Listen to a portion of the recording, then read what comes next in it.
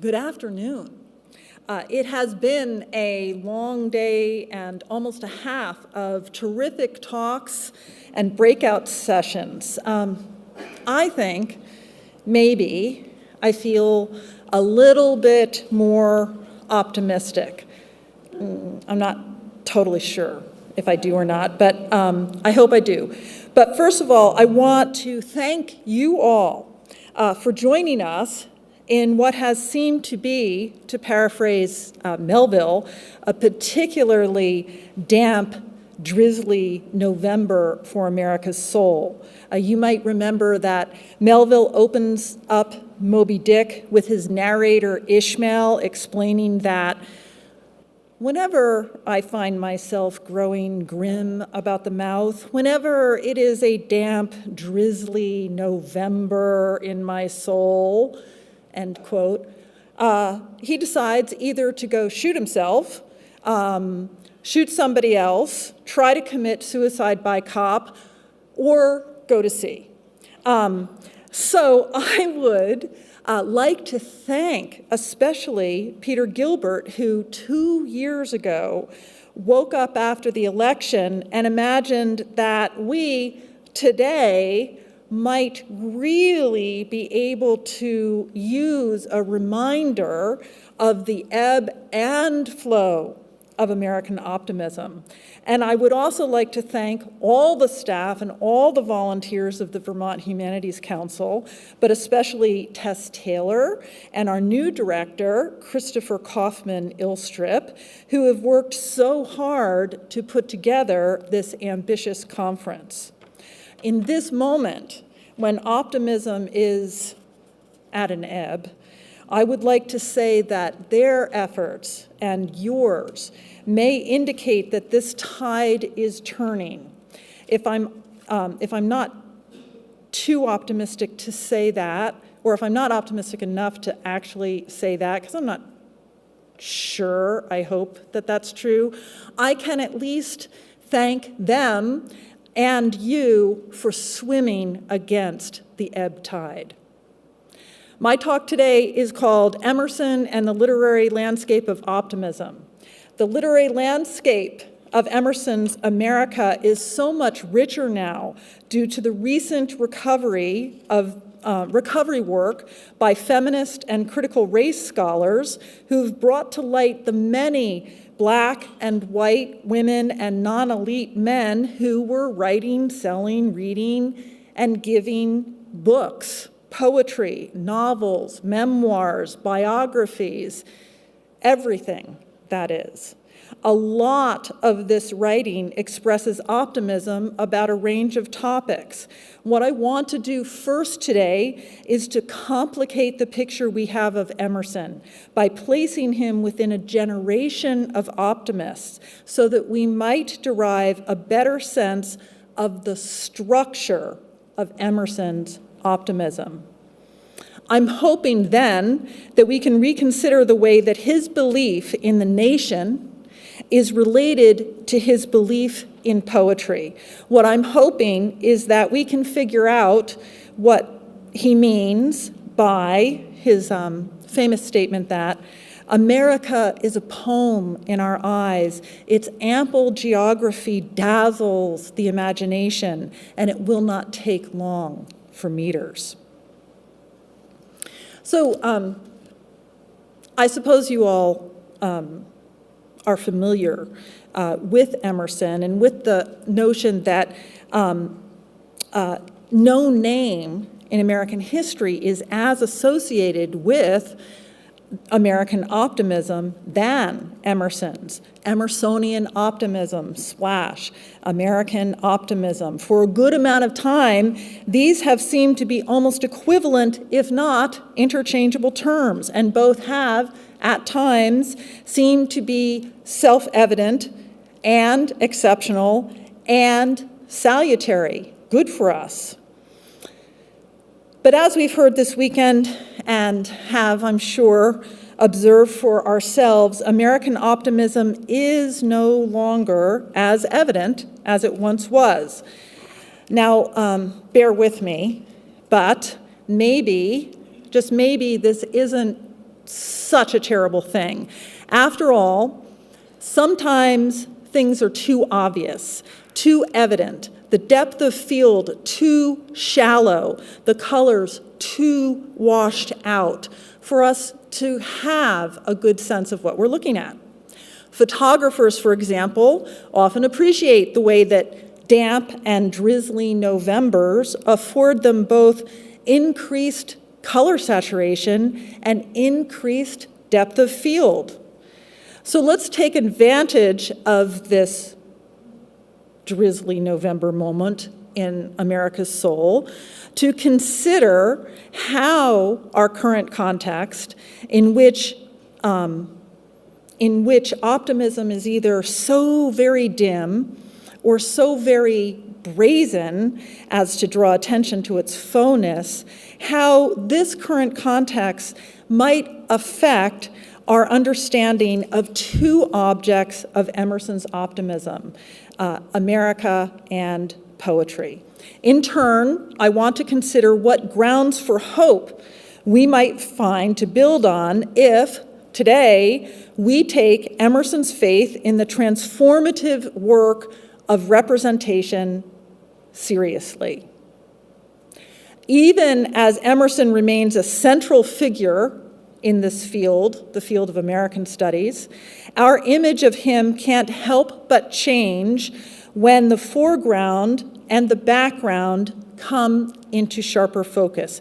Emerson himself would love this. He was fascinated by the way that shifting the angle of vision can shift our relation to the world. As he puts it, what is life but the angle of vision? A man is measured by the angle at which he looks at objects.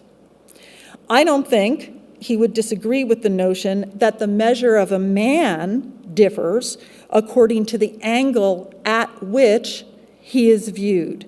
And that's what we're attempting to do today, is shift the angle at which we view Emerson. We are used to viewing Emerson as the sage of Concord, as the center of gravity for the American transcendentalists, and of course he was. We've tended to treat him as a member of a geographically and philosophically constrained or limited community that orbited around and was kept together by him. But it is also important to remember that he was part of a broader generation, a generation of optimists born in the last decade of the 18th century, in the first decade of the 19th century, a generation who did so much to shape the culture of the new experimental nation. And remember, Emerson himself was born in 1803. This post-revolutionary generation included people like Lydia Sigourney, Joseph Smith, Henry Longfellow, Sojourner Truth, Horace Mann, Elizabeth Peabody, David Walker, William Bryant, Lydia Maria Child, Brigham Young, and our own president of the University of Vermont and philosopher, James Marsh. Note the number of Vermonters in this list. Smith, Young, Marsh. They were educators, abolitionists, reformers, poets. They invented new professions, new markets, and new religions. Some of these names are more familiar than others, and some can be more clearly labeled for their contribution than others. Brigham Young and Joseph Smith founded Mormonism. Henry Wadsworth Longfellow, with Lydia Sigourney, one of the first Americans able to make a living as a poet, Sojourner Truth, abolitionist and women's rights advocate.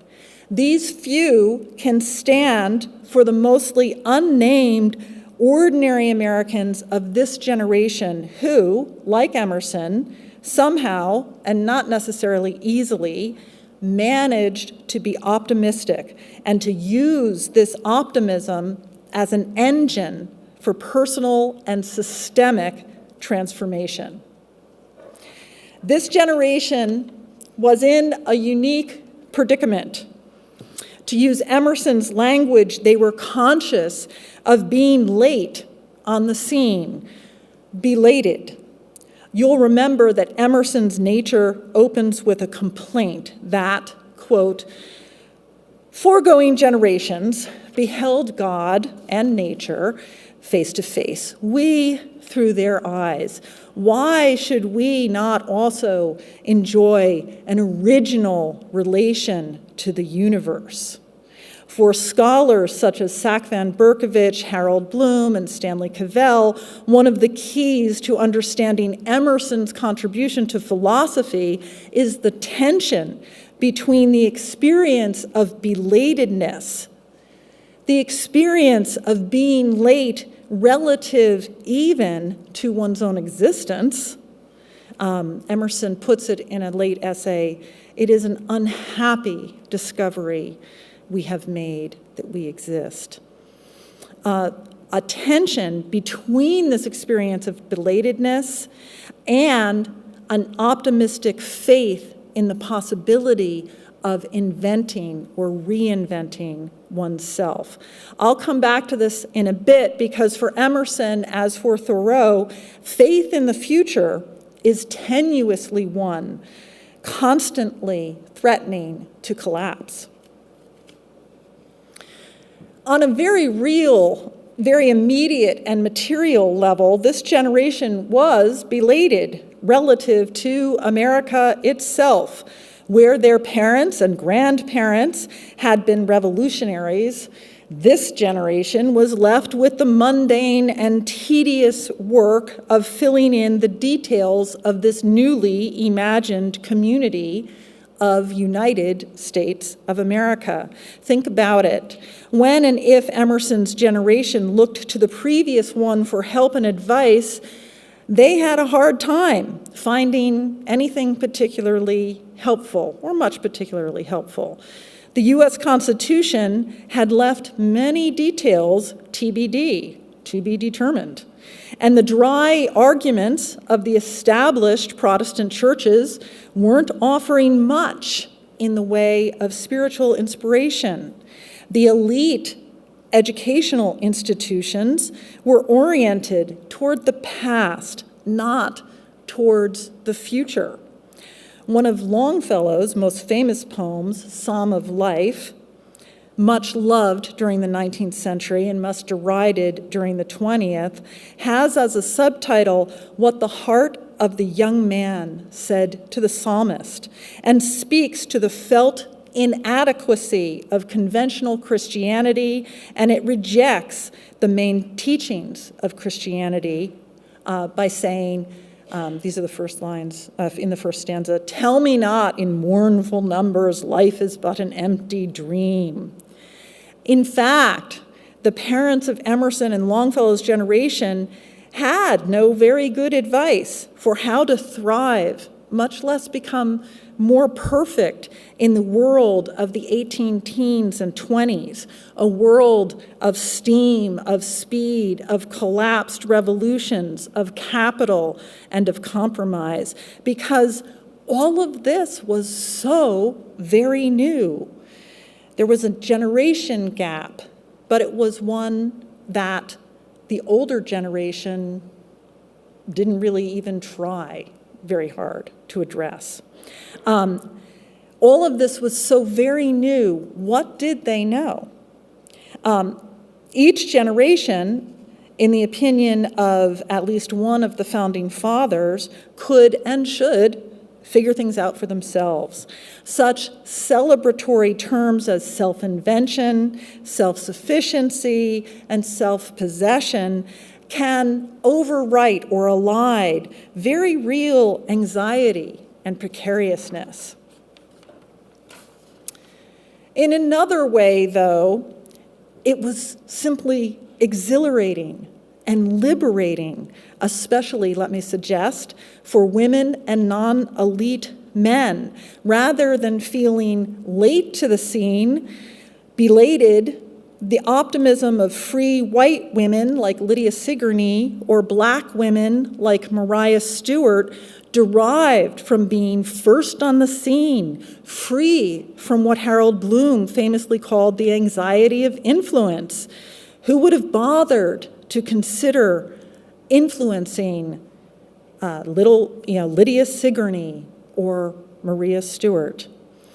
They were free to invent new ways of being, free from the burden of oppressive legacies.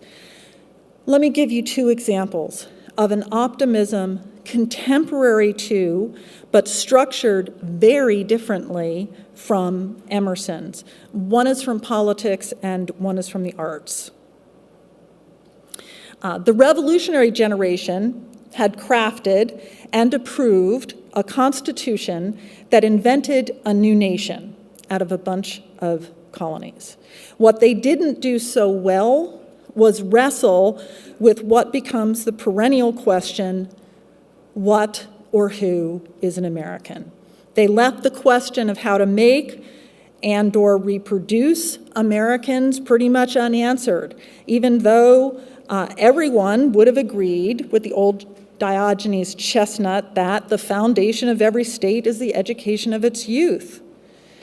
But in colonial and early America, as in England, there had been no coherent or systematic education system, nor even agreement that there should be. How and where should Americans, people able to do the work of keeping this democratic republic going, where should they be educated? And by whom? With no clear inherited or otherwise authorized direction, we were in new territory. And women such as Emma Willard, Lydia Sigourney, Elizabeth Peabody, Lydia Maria Child, and so many others invented a new ethos for themselves. They would be mothers of the Republic. And this status, Republican motherhood, afforded them all sorts of brand new authority. They used this authority to redefine conventions of gender and to invent new theories and pedagogies for inventing and educating Americans. There didn't have to be a revolution in education. They were free to invent, and we can see this in the work of Horace Mann, one of the founders of the free public school movement, Elizabeth Peabody, one of the founders of the American kindergarten movement, or Lydia Sigourney, one of the founders of deaf education. They didn't have to disrupt, that is, any established systems. What they did was invent curriculum, what to teach and in what order, pedagogies, how to teach, and ways to persuade governments, local, state, and eventually the national government to fund and mandate public education. They brought their notions of education honed and invented in the home to the public space, which they redefined as part of their own domestic space. They even invented a way to teach teachers, and I know that many of us are the direct inheritors of this as graduates of former normal schools, teachers' colleges. Just by the way, as an aside, it was a Vermonter, Samuel Hall, another member of this same post-revolutionary generation as Emerson, who established the first normal or teacher training school in the Western Hemisphere right here in Vermont in 1823. One way to think about this kind of optimism is as the kind that happens when you realize, as Bob Dylan put it, if you ain't got nothing, you ain't got nothing to lose. This might, though, apply better to the African Americans Maria Stewart and David Walker, who offered this notion as a source of hope to their own Black audiences. But I prefer to think of this kind of optimism as an unanxious optimism. Let me give you one other example, and this comes from the arts, and it has to do with the invention of a new American profession, the poet. Now, of course, there's always been poets, but in England and Europe, conventionally, the role of the poet was not imagined as a job. It wasn't a way to make money. Poets didn't create commodities that you could sell, anything like that. Writing poetry could make you famous, but it wasn't really to make you money. Whatever money was made was nice, but it wasn't to the point. Writers who sold their writing were considered hacks, like a hack horse, a hack cab, a status that was exclusive to the status of artist. So a poet had to either have private money or have patrons, rich people who would support you for in exchange for the vicarious honor or fame of making art possible. There just wasn't this kind of money in America. A famous anecdote about this involves Henry Wadsworth Longfellow, who was one of Emerson's friends and contemporaries, who, when he graduated college, Bowdoin, wrote a letter to his father saying that, really he didn't want to become a lawyer. He wanted to be a poet. And his father wrote back a kind of paradigm of the don't give up your job, day job, and said, forget it. It's impossible to be a poet in America because no one in America could or would ever be able to afford to be a patron. And without patrons, there were no poets. So that was supposed to be that. Now, this is an example of bad advice. The kind of bad advice that the parents of this generation often offered if they bothered. Because in fact, the revolutions in print technology and in transport combined with a commercial distribution system for circulating literature created an insatiable demand for poetry. Longfellow, who kept writing despite his father's wishes, although he did keep his day job, and Lydia Sigourney of Hartford, Connecticut, who was antebellum's best beloved woman poet, were able to demand that they be paid good money for the poetry that the literary marketplace needed. And in doing that, they drove up the money that poets could make by having their poetry or short stories, essays, published. And thus, we have a short little story of the invention of the American poet. It's a little different than Emerson's idea of the American poet.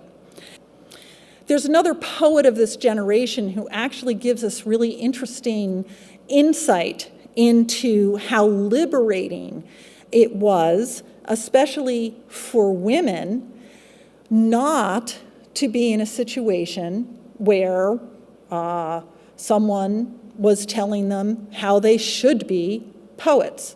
No one was saying, here's how a woman should be a poet, because women, weren't supposed to be poets.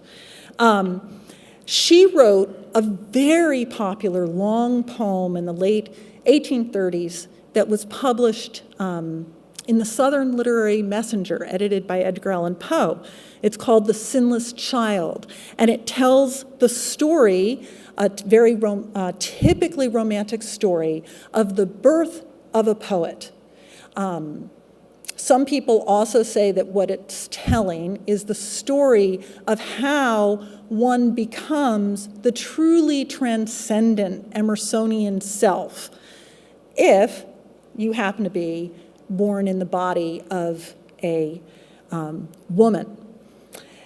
And in this story, one of the most important or salient features is that the sinless child, the protagonist who grows up to be the poet, she is able to, as Emerson aspired for all of us to, she could read nature, she could understand the hieroglyphics that are written in the leaves, she could understand the insects and the birds. She was in absolutely unmediated relation with the world, and she could understand nature, she could understand God, she was able to understand everyone, and she was able to express what nature was saying, what God was saying, what other people were trying to say.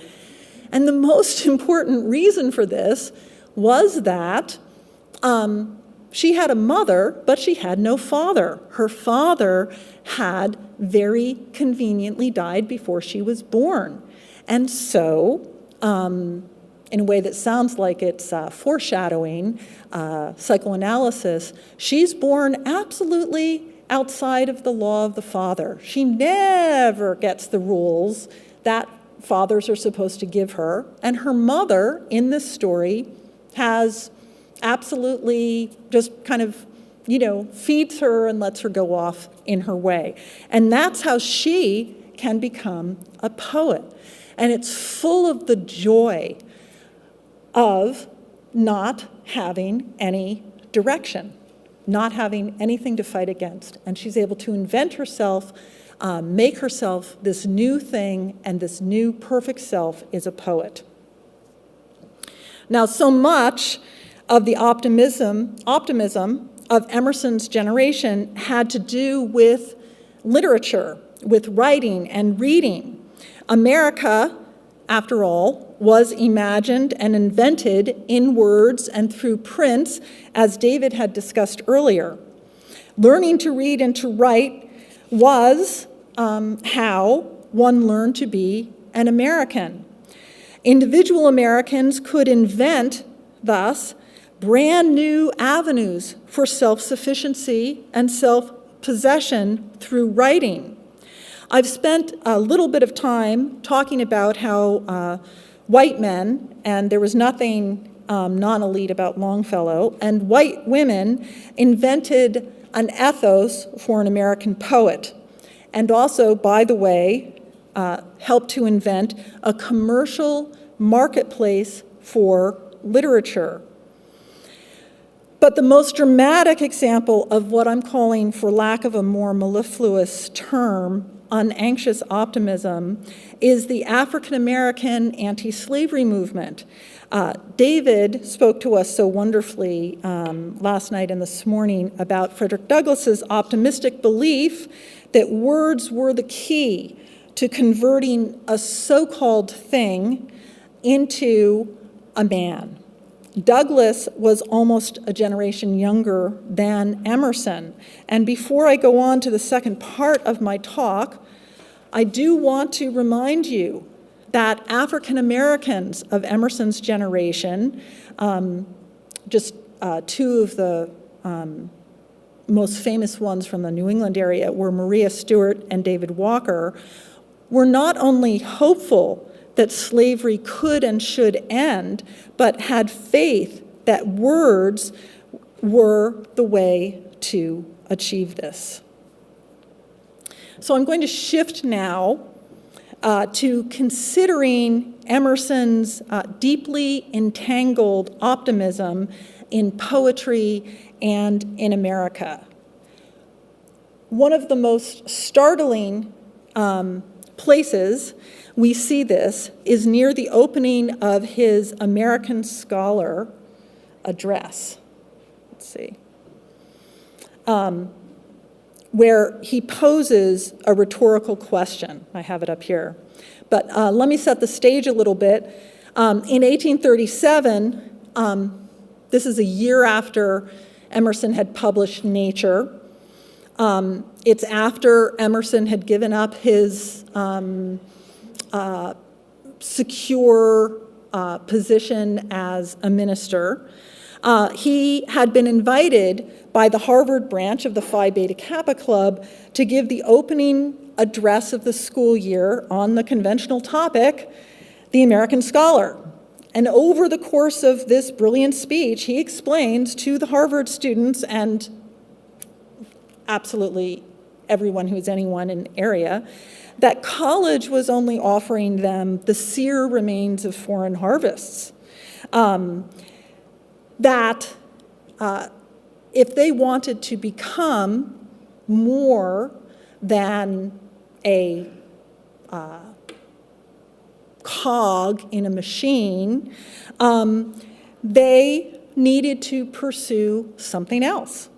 And that, in fact, there was reason to hope that this something else was coming.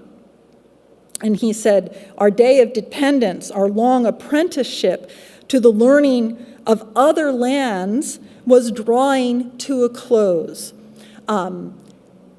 There would be a new thing, wasn't really there yet, America, and this new thing, America, was coterminous with this new thing, the American. But then he says, close to the beginning, this rhetorical question, who can doubt that poetry will revive and lead in a new age as the star in the constellation Harp, which now flows in our zenith, astronomers announce, shall one day be the pole star for 1,000 years. Who can doubt this? For a long time, I would have said, lots of people, what are you talking about? Poetry is going to lead in revolution, is going to bring America into being. I couldn't understand what he meant, unless I just kind of went with it. Seriously, really, who would think that poetry could revive and lead in a new American age? After all, this is what he's directly talking about. The only people who might, I felt, really buy that would, of course, be poets. I hope, though, I've shown at least one reason why Emerson could be so sanguine about poetry, which is that so many people were not only writing poetry and writing themselves into being, they were using writing to create new Americans. Almost everywhere he could look, he could, if he wanted to, see events, actions arrive.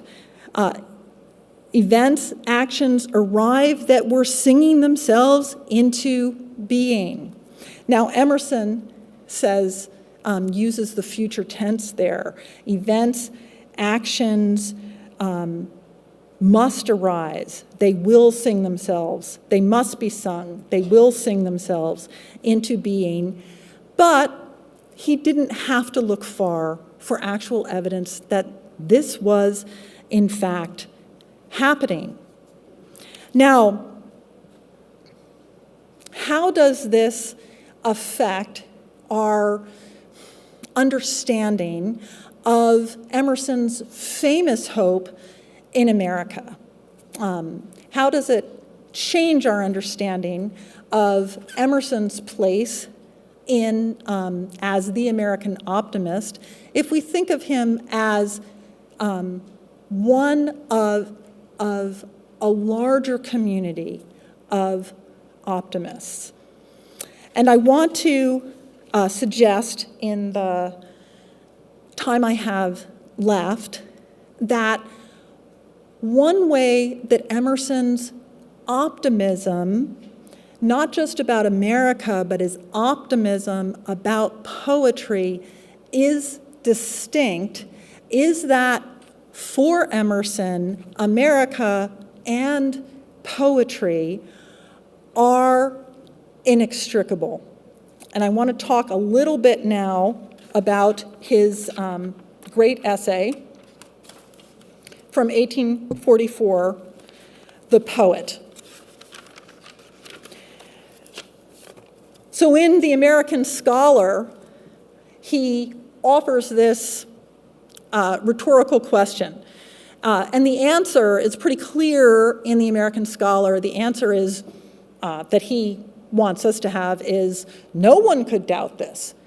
He has a confidence, not only that this is happening, but that his audience of college students, his audience of fellow intellectuals and writers in New England who were all there for this big event, would agree that no one could doubt this because, of course, everyone would just share this optimism in poetry.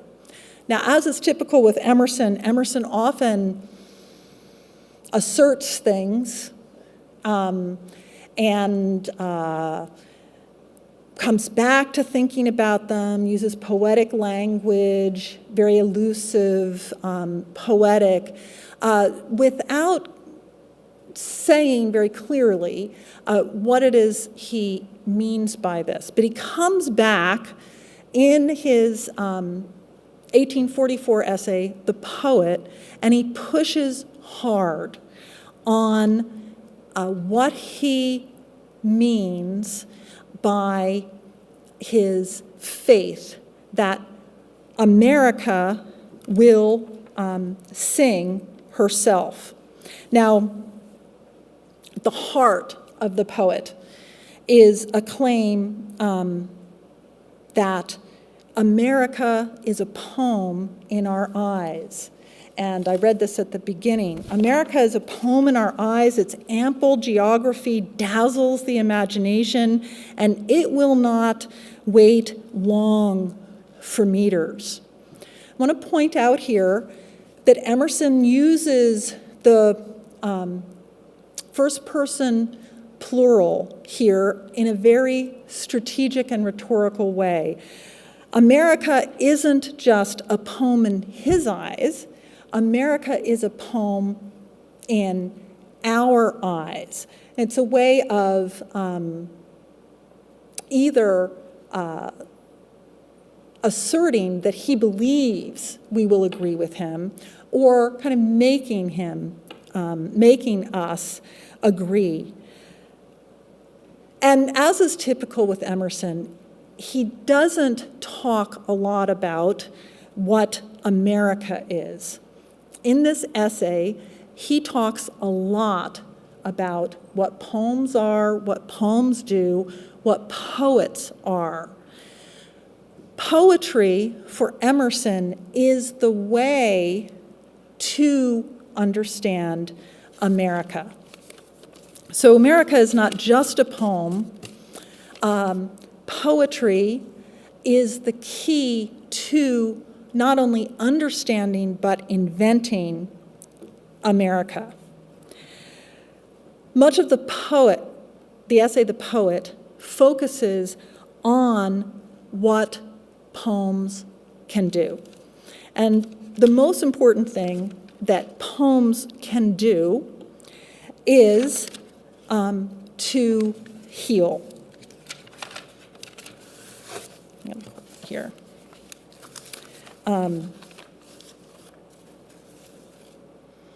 As it is the dislocation and detachment from the life of God that makes things ugly, the poet who reattaches things to nature and the whole, reattaching even artificial things and violations of nature to nature by a deeper insight, disposes very easily of the most disagreeable facts.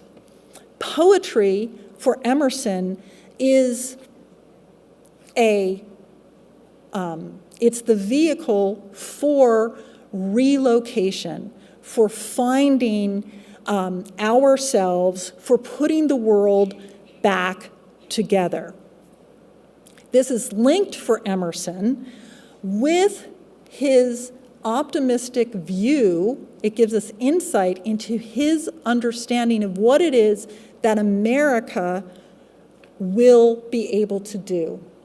America will be able to relocate, to solve or reattach the dislocation that most of us are experiencing during his own time, as well as our time, too, I would think.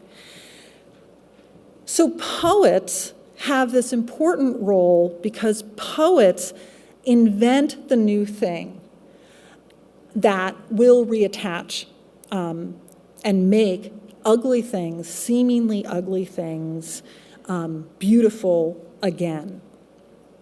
So one aspect of poetry that Emerson is really hopeful about, and he has reason to do, is that poetry can make everything hold together again. This is part of his hope for America. But in the poet, the essay, he goes further into explaining how this is for, how this works in terms of art. What he doesn't do, and this is because I think America for him hasn't yet fully manifested itself, is show what this is going to look like in real political terms. I'm going to just kind of wrap this up because it feels like it's late and I'm getting kind of the word. In the poet, for Emerson, his optimism about America is never directly stated, and it isn't stated in any of his other works. What is stated clearly is his optimism in poetry. Poetry is liberating, and the poets, for him, are the vehicles for liberation.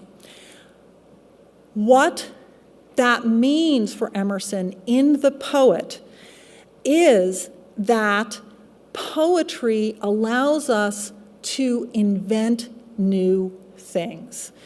For Emerson, poetry is invention. What he means by poetry is something more akin to the Greek word poiesis, which is about making. And for Emerson, the role of us as Americans is to invent new things, to invent new ways, and it's only new things that are going to reattach. Emerson had lots of reasons for thinking that this could happen, but he also understands that this often doesn't work. In the poet, in many of his other texts, he says straight out he's waiting for the poet to appear. He knows that this hasn't worked yet, or he thinks it hasn't worked yet.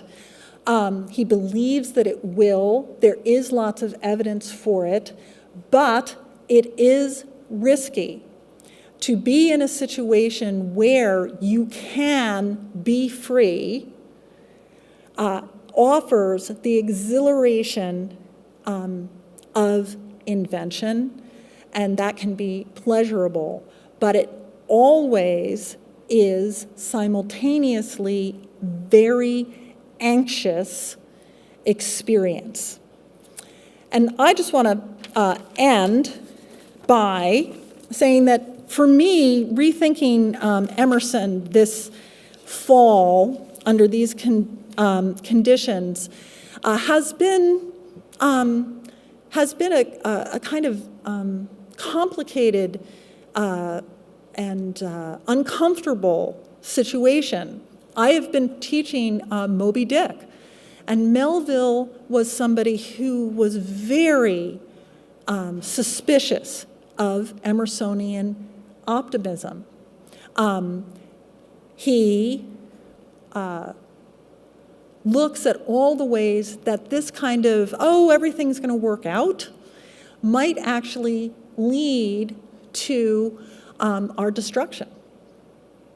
So rereading, though, Emerson, particularly the poet, I have been struck with what Melville missed in this critique of Emersonian optimism, which is that all Emerson is offering us is a belief that we can invent new things. We can call into being new ways of being, new institutions, but that we have to be willing to sustain the risk and the anxiety that is concomitant with that. So on that cheerful note, I'll just turn it over to you if you have any other questions. I think we'll have a few minutes.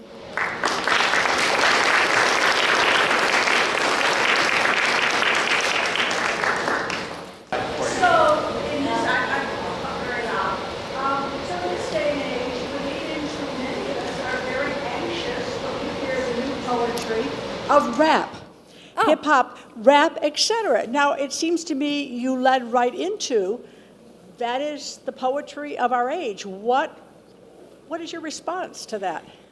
Well, my response is that you have a couple choices. And one is actually to listen to more, listen to more rap, listen to more hip-hop, so that you develop a sense of what the rules are. One reason why it causes anxiety is because we don't recognize it, yeah? And that is a way to get familiar with that. The other, less kind of positive or generous answer is to say, you know, it's not for you. They're not talking to you. They're not talking to me. They're not singing to us. So, you know, of course I'm not going to get it that much. That it is the poetry of so we can either kind of accept, I'm just going to let the future kind of go on and, you know, not participate in it, or we can immerse ourselves and become a part of that community and be able to see the beauty of it. Because it does. Rap and hip hop has its own aesthetics. It's very beautiful. And you have to kind of just develop a taste for it to work for you. It's not something to be afraid of, and that is a really good thing that Emerson's always emphasizing. You don't have to be afraid of art. Poetry is always going to enlarge us, even if it's in ways that don't feel particularly pleasant at the time. So. Can you hear me? Oh, yeah. Mm-hmm. Based on what he wrote in The Poet, what did Emerson see in Walt Whitman? Well, that's a good question. And there's a couple of different ways of answering it. One is historical, and one is more speculative. Walt Whitman, Whitman is very influenced and responding directly to the poet. And he rewrites this and rewrites his own version, kind of what he understands the poet means to him. Emerson's The Poet means to him in the preface to the first edition of Leaves of Grass. He sends this in a perfectly shameless and legitimate and not unique way. Lots of poets were sending Emerson things, and Emerson very politely writes back to him, I greet you on this. I don't know what Emerson writes back to Whitman is not unique either. You know, he writes nice things back to everybody who sends him poetry. So I don't know really how Emerson felt about it. Whitman himself was very conscious of trying to be the poet that Emerson was waiting for. But really, whether Emerson recognized that in Whitman, I don't know. Because, kind of back to your question, Whitman's poetry was pretty outre compared to the poetry that Emerson wrote himself, that we know Emerson liked. We do know that Emerson and Fuller, they thought Thoreau was the poet we were waiting for. And Thoreau writes, very lovely, conventional, tame, and classically elusive poems.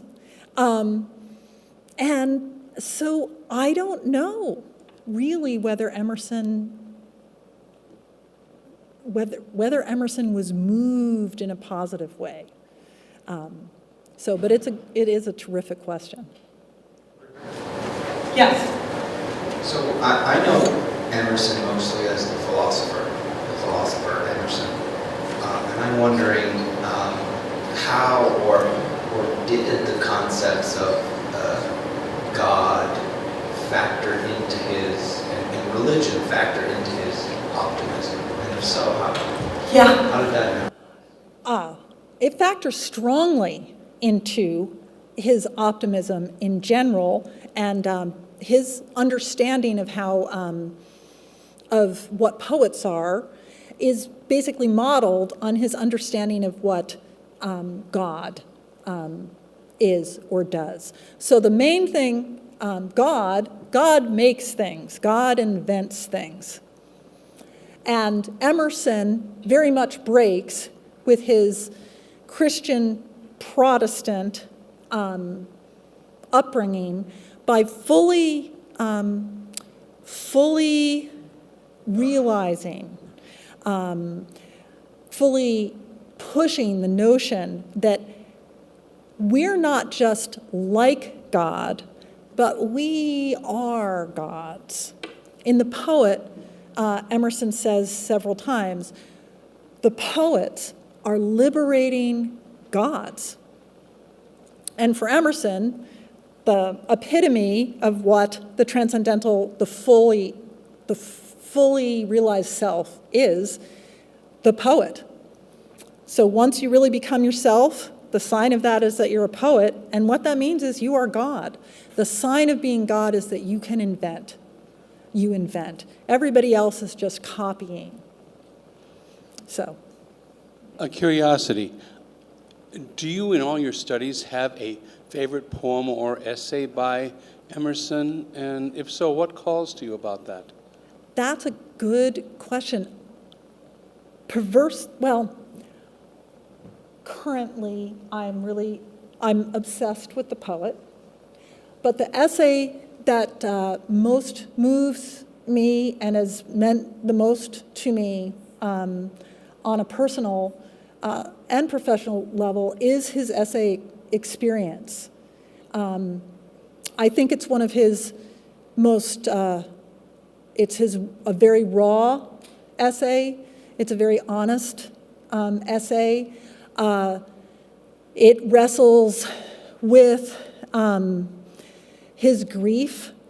It wrestles with what, again, Melville kind of talks about as what happens when you outlive your gods? What happens when you are experiencing a situation where everything that you had believed that would help you make sense, doesn't? And through the course of experience, he digs himself out of that. But that's the essay that has really meant the most to me. Although it's a bear. It's a bear to read. So. Why do you ask? Just a curiosity in the late afternoon.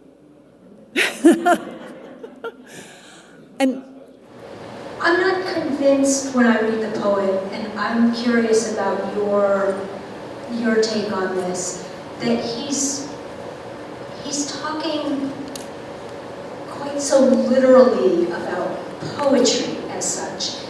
There are places in the poet where he refers to other forms of art or expression, and in his kind of definition of what a poet does, it seems to me that he might be using poetry metaphorically to mean something that is not even just art, but sort of the expression of something, which might even not, I mean, he does privilege language over other forms of expression, but that maybe even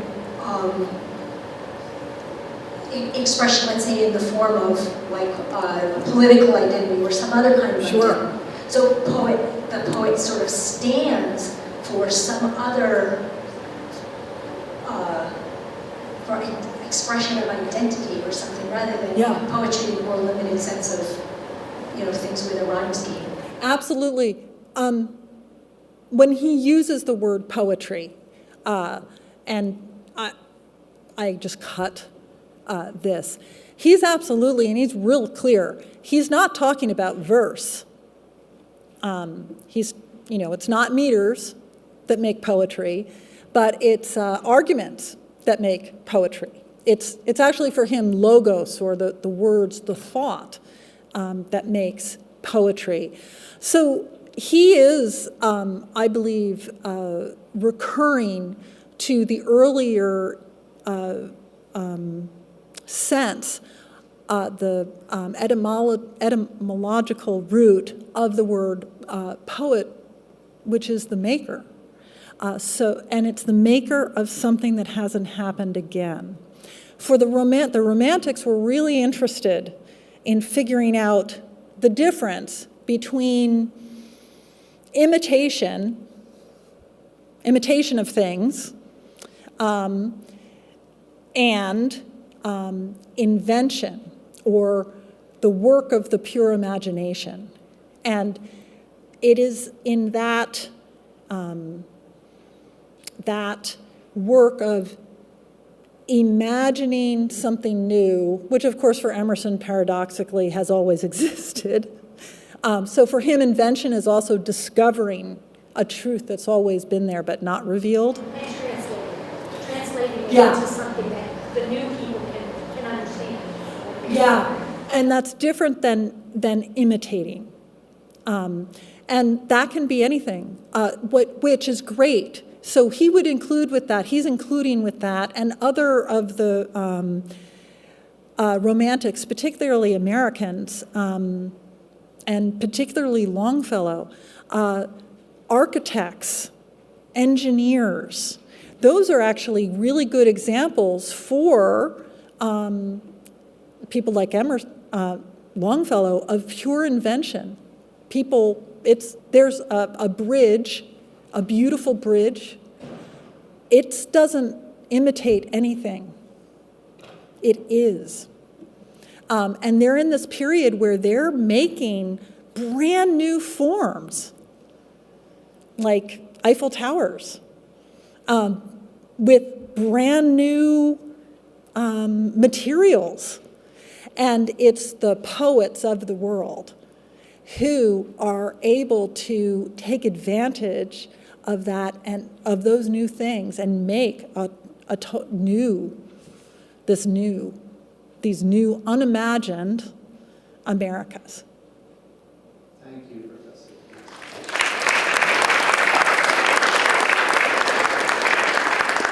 Thanks again for coming to the 44th Annual Fall Conference.